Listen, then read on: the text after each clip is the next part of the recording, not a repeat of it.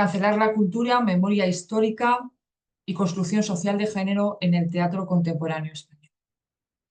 En el luminoso ensayo Roles de género y cambio social en la literatura española del siglo XX, Pilar Nieva de la Paz, en la introducción a dicho volumen, que también coordina y edita, se hace eco de las relaciones de las mujeres con los varones, tanto en el ámbito privado como público, tras la revolución social que supuso la consolidación progresiva en el ámbito laboral de las primeras. Estas relaciones han provocado que la identidad masculina haya entrado en un retroceso de cuestionamiento y transformación cuyo mejor análisis se deja sentir en la creación literaria, con su recreación intrahistórica de la vida cotidiana, la gestión de expectativas y la construcción del imaginario colectivo por parte de diferentes generaciones, como sigue diciendo la investigadora. En efecto, durante el comienzo del siglo XX, el denominado siglo de las mujeres, dados los avances morales de la sociedad española desde el final de la dictadura y el inicio de la democracia, han supuesto, entre otras cosas, que la identidad masculina se haya visto cuestionada y transformada. Estos avances liderados por el feminismo contribuyeron al fortalecimiento de la democracia cuando se luchó para acabar con el delito de adulterio, legalizar el aborto o recuperar el derecho al divorcio. Sin embargo, en el recién estrenado siglo XXI hemos visto el sistemático recorte de dichos derechos y libertades, o al menos su intento continuado. Si bien son muchos los factores de este retroceso europeo que no solo afecta a España, podemos destacar uno por encima de otros: el auge de la extrema derecha, esa facción política nostálgica de las dictaduras entrando por vez primera en los parlamentos nacionales. En territorio español esto se produce al término de la denominada crisis económica española, cuando un grupo desafecto del Partido Popular, próximos a Esperanza Aguirre y José María Aznar, registra como partido político el 17 de diciembre de 2013 a Vox. El gran salto a la política nacional de dicho partido político se produjo tras las elecciones generales del 28 de abril del 2019, tras conseguir por vez primera entrar en el Congreso de los Diputados con 24 representantes. A este primer logro vendrían otros, pero el más relevante para nuestro artículo se produjo tras las elecciones municipales del 28 de mayo del 2023, cuando el Partido Popular cogobierna con Vox en distintos ayuntamientos. A este respecto es necesario ver qué puntos de su ideario son los que afectan a la construcción social de género y a la memoria histórica, esos ejercicios democráticos que las artes escénicas, artes en asamblea, no han dejado ni en dictadura de ejercer. El primero de todos es el denominado conservadurismo, es decir, una vuelta a la España franquista asentada en una educación nacional católica, como recuerda Joan María Tomás en su ensayo Los fascismos españoles. Por su parte, el politólogo Carles Ferreira, en Vox como representantes de la derecha radical en España, un estudio sobre su ideología, recoge estas palabras pronunciadas por la organización en el mitin de Vista Alegre del 2018. Hoy nos dirigimos a todos aquellos creyentes que han visto profanados sus templos, insultada su fe e incluso arrancados sus símbolos religiosos. Es decir, hay una vuelta al discurso guerra civilista que ha sido llevado a otros terrenos sociales, como su posición contra la eutanasia, del matrimonio entre personas del mismo sexo o del derecho al aborto, ya que según el partido una de sus prioridades políticas es la lucha contra la ideología de género. Lucha que les ha llevado, entre otras propuestas, a eliminar subvenciones a asociaciones feministas y LGTBI, así como a derogar la ley integral contra la violencia de género.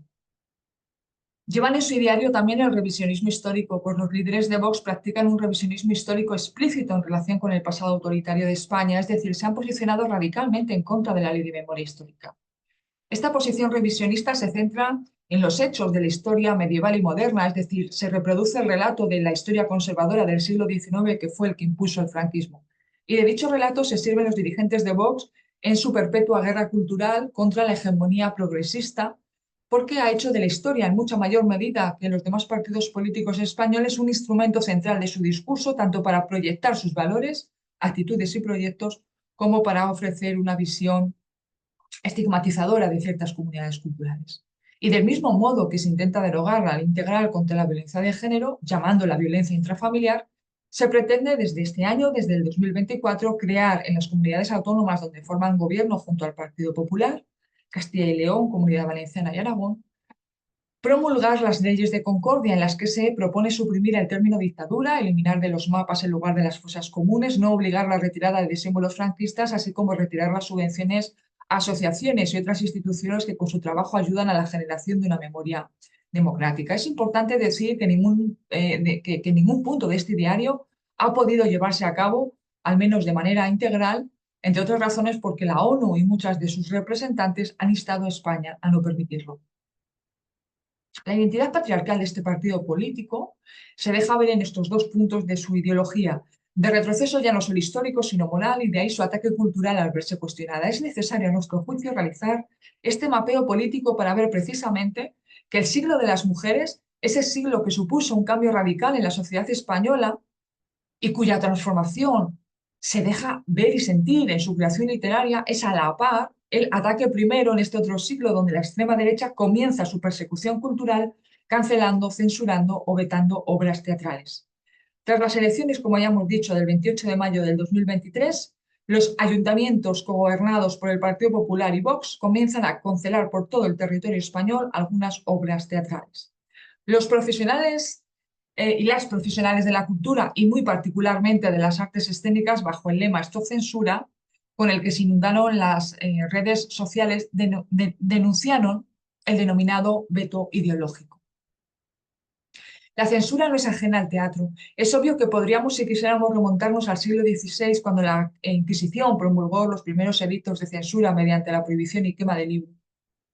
Pero durante el siglo XX, y muy particularmente durante la dictadura franquista, es cuando se sometían las representaciones teatrales al juicio de la Junta de Censura de Obras Teatrales. En su artículo El teatro silenciado por la censura franquista, Berta Muñoz Cáliz se hace eco del por qué, a excepción del cine, el teatro fue el arte más perseguido. Y dice: el hecho de dirigirse a un público colectivo incrementaba, a juicio de estos, los censores, su potencial subversivo, ya que, según escribieron en más de una ocasión, temían que la representación de ciertas obras acabara convirtiéndose en un mitin. La nota anterior, como sigue recordando la investigadora, da buena cuenta de que el régimen como la izquierda percibía el teatro como un acto revolucionario y político, una herramienta que vetó con celo a través de la propia censura. Y quizás sea este también el motivo por el que hoy la extrema derecha cancela obras de teatro donde la homosexualidad, la violencia machista o la memoria democrática están presentes, o quizá porque, ejerciendo su papel censor, impone de igual modo una autocensura. Lo cierto es que la censura franquista operó más allá de los cortes, visados y prohibiciones, y lo que consigue es alterar en gran medida el vínculo entre teatro y sociedad.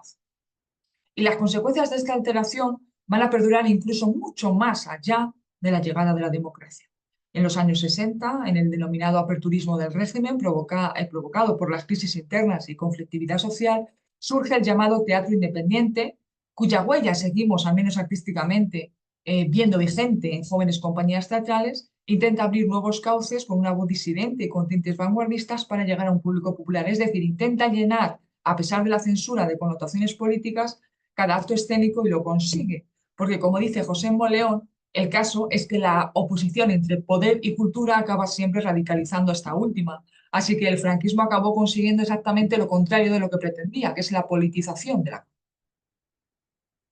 Más allá de las diferencias entre la censura de un régimen dictatorial y las cancelaciones políticas en democracia, es evidente que el mecanismo, tal y como recuerda Monleón, es el mismo: es evitar la politización de la cultura. Y ese mecanismo de control es que los gobiernos autonómicos de Partido Popular y Vox se han arrojado en, a priori, una democracia consolidada. ¿De qué tratan las obras estatales sobre las que se ha ejercido la mayor censura en plena democracia? ¿Y qué se ha conseguido con ella? ¿Por qué este temor al teatro en contraposición con otros medios comunicativos? La primera denuncia a esta censura la interpuso ante la opinión pública a través de sus redes sociales la compañía madrileña Teatro de Fondo, cuando, tras más de un centenar de representaciones, la concejala de Cultura de Vox cancela la función programada para el Festival Siete Villas de la Comunidad de Madrid en Valdemorillo de Orlando, de Virginia Woolf, cuya trama central aborda cuestiones como la homosexualidad y la sexualidad femenina. Es cuanto menos curioso que Orlando, de Virginia Woolf, fuese ya censurada por el régimen franquista en julio de 1944, prohibiendo la distribución de 1.000 ejemplares importados desde Argentina, y no fuera hasta el año 1978 cuando se publicó sin censuras. Ante la censura de Orlando y Virginia Woolf, la Organización por la Libertad Artística, un movimiento espontáneo, así como la Plataforma de Artes Libres, surgida también al amparo de dicha actuación política, difunden, mediante el hashtag Stop Censura, un contundente manifiesto. Las y los profesionales del mundo de la cultura queremos denunciar el retorno de la censura que está atentando contra la libertad de expresión, un derecho consolidado social y democráticamente en nuestra Constitución. Exigimos la protección de nuestros derechos fundamentales, porque sin cultura no hay democracia. Tras esta censura llevada a cabo,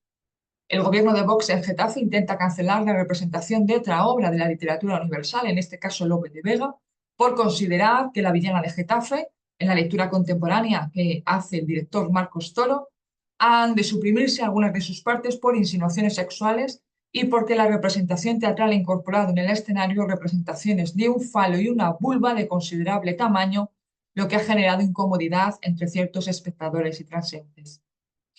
La memoria histórica, como hemos mencionado más arriba, también ha sido objeto de censura por parte del PP y de Vox, y en esta ocasión cancelan el éxito rotundo que es El mar, visión de unos niños que no lo habían visto nunca, de Xavier Borges y Alberto Conejero. Una pieza que tras recorrer España podía realizar su función en Briviesca, capital de la comarca de la Bureba, donde impartió docencia el maestro republicano que no pudo cumplir la promesa de llevar a los niños a ver el mar, pues fue fusilado el 25 de julio de 1936 al comienzo de la Guerra Civil.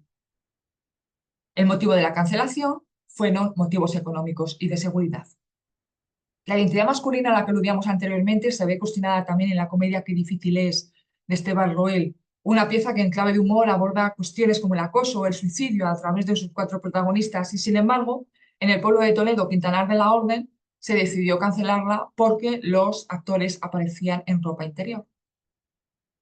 Noa, radiografía de un trastorno, de Anne Perelló y Andrea Ros, transcurrido en los teatros catalanes, arribó en Palma de Mallorca,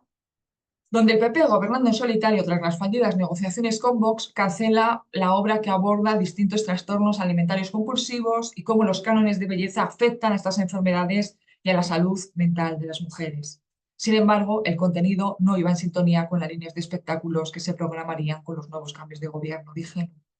La pieza de Espotorre, de Raquel Torres y Anne Lindane, es una pieza cómica y irreverente que aborda cuestiones como el terrorismo o el aborto, desde la convicción que tratar temas tabúes es un acto político para el cambio de la realidad social, y sin embargo fue cancelada por ambos partidos por hacer apología del terrorismo y del aborto en el Ayuntamiento de Logroño. La periodista mexicana Lidia Cacho también sufrió la censura de su obra La infamia por parte del PP y de Vox en Toledo, siendo la primera vez que en España le ocurre. Cacho es una conocida activista feminista y periodista que ha desafiado y denunciado a mafiosos, políticos o empresarios multimillonarios que atacan, abusan, compran, violan o asesinan a mujeres, niñas y niños mexicanos. Lidia Cacho en La infamia cuenta cómo en cada una de sus investigaciones periodísticas y en su incansable lucha por los derechos de la mujer y contra el feminicidio se ha jugado literalmente la vida. Y de hecho este es un dispositivo que aúna cine y teatro en una pieza de autoficción donde cuenta las horas que pasó siendo secuestrada y torturada en un coche.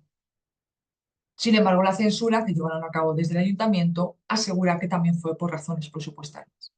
Razones económicas, razones presupuestarias, relaciones